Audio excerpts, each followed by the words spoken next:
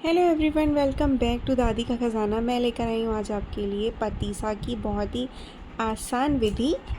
पतीसा बहुत ज़्यादा स्वादिष्ट लगने वाली इंडियन ट्रेडिशनल मिठाई है और इसका जो टेक्सचर होता है वो फ्लैकी क्रिस्पी टेक्सचर होता है। स्पेशली ये नॉर्थ इंडिया में बहुत ज़्यादा फेमस है, तो वीडियो बिना स्किप किए पूरा ज़रूर देखें और देखें कि इसे बहुत ही आसान तरीके से हम कैसे बनाएंगे।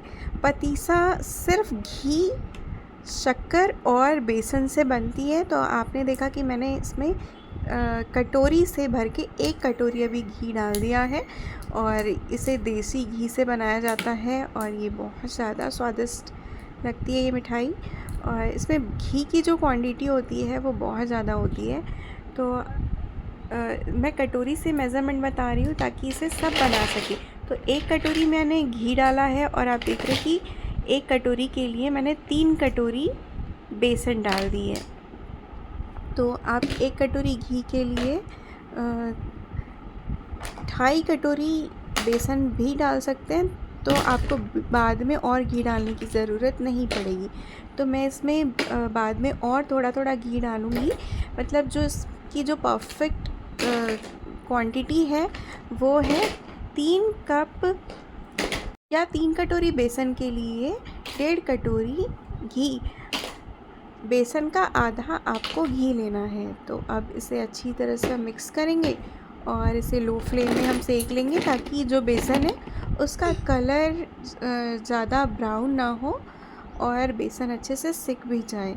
तो लो फ्लेम में हम इसे धीरे धीरे बहुत ही पेशेंस के साथ इसे सिकने देंगे और जैसे जैसे बेसन सिकते जाएगा और बेसन जैसे जैसे गर्म होगा तो ये घी रिलीज़ करने लगेगा। पहले ये घी को एब्ज़ॉर्ब करता है, फिर घी रिलीज़ करता है।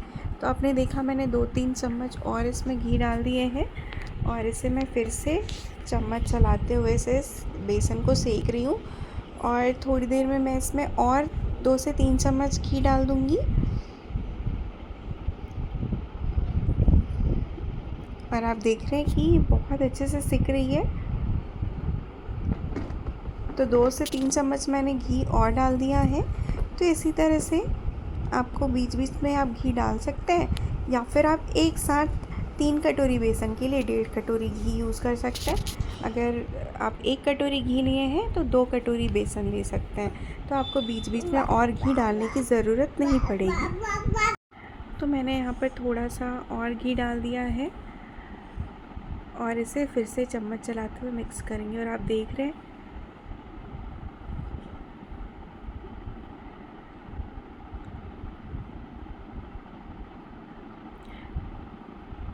तो इस रेसिपी के लिए घी की क्वांटिटी इस रेसिपी में ज़्यादा ही होती है।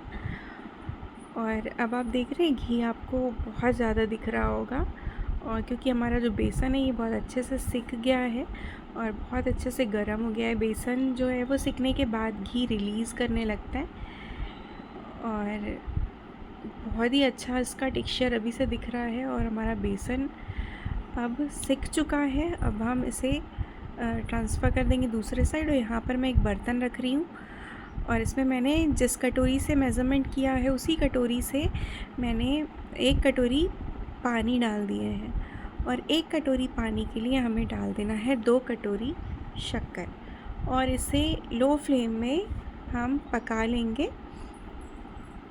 इसकी चाशनी हमें लो फ्लेम में तैयार करनी है और साथ ही साथ हमें बेसन को पंखे के नीचे रख देना है ताकि जो बेसन है चाशनी तैयार होते तक बेसन ठंडी हो जाए। और अगर आपने चैनल को सब्सक्राइब नहीं किया है तो प्लीज़ सब्सक्राइब कर दीजिए, वीडियो को लाइक कर दीजिए और वीडियो को ज़्यादा से ज़्यादा शेयर करिए ताकि मैं आपके लिए और भी नई नई और अच्छी रेसिपीज़ लेकर आऊँ।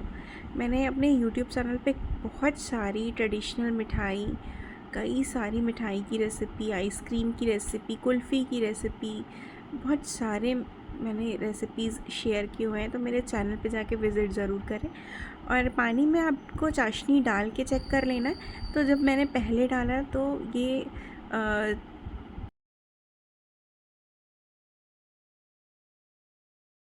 चाशनी सॉफ्ट थी। दूसरी बार मैंने कटोरी में पानी में डाला तो थोड़ा ठंडा होने के बाद ये क्रिस्पी होने लग गई। तो जैसे ही चाशनी पानी में डालने के बाद आप चेक करेंगे और क्रिस्पी इसका टेक्सचर आ रहा है, क्रिस्पी हो जा रहा है, मतलब जो हमारा चाशनी है ये तैयार हो चुका है। और चाशनी को हमें एकदम बीच में डालना है और इसके ऊपर हमें बेसन को चाशनी के ऊपर धीरे धीरे से डालते जाना है। ध्यान रहे इस टाइम पे जो चाशनी है वो टूटनी नहीं चाहिए, मतलब आपको एकदम से इसे मिक्स नहीं कर देना है, आपको चाशनी के ऊपर बेसन को डालते जाना है और जो चाशनी बेसन है वो चाशनी सोख कर लेगी और साथ ही हमारी चाशनी का पतला पतला सा लेयर बनते जाएगा। चाशनी से पतले पतले धागे तैयार होते जाएंगे और आप देख रहे हैं कि धागे हमारे बन रहे हैं और बहुत सारे धागे हमारे बन चुके हैं। और आप ये भी देख रहे हैं कि चाशनी हमारी अभी तक टूटी नहीं है। इसको बेसन को चाशनी के ऊपर बिल्कुल धीरे धीरे से आपको मिक्स करते जाना है। इसे आपको तोड़ना नहीं है, चाशनी को आपको बिल्कुल भी तोड़ना नहीं है। चाशनी अगर टूट जाएगी तो आपके जो आपका जो पतीसा है वो ख़राब हो जाएगा। पतीसे में लेयर चाशनी का क्रंची लेयर नहीं बन पाएगा, चाशनी के धागे नहीं बन पाएंगे। तो बिल्कुल आपको इसी तरह से आपको इसे बनाना है।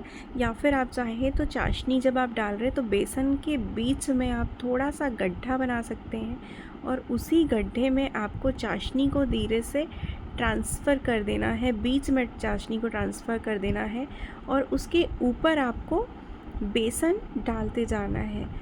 और अब आप देख रहे हैं कि अभी तक जो हमारा चाशनी है और बेसन है ये टूटा नहीं है, बस इसे मैं कट फोल्ड कर रही हूँ, कट नहीं कर रही हूँ, इसे मैं सिर्फ फोल्ड कर रही हूँ।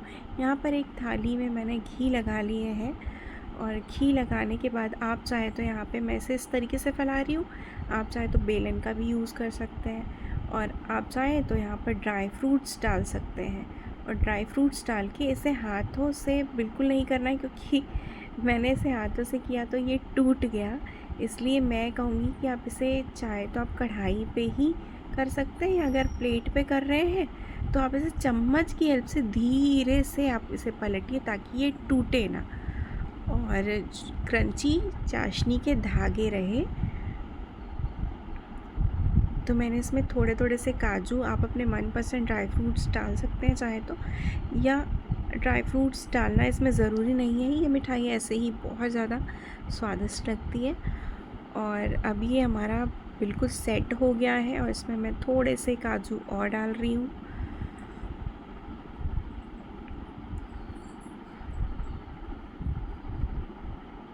और अब ये एकदम जमने वाली कंसिस्टेंसी इसकी आ गई है और अब इसे हम नाइफ़ की हेल्प से इसे हम कट कर लेंगे। तो आप जैसा भी शेप चाहें, वैसे मैं इसे पतीसा का जो शेप होता है उसी शेप में इसे कट कर रही हूँ, स्क्वायर शेप में।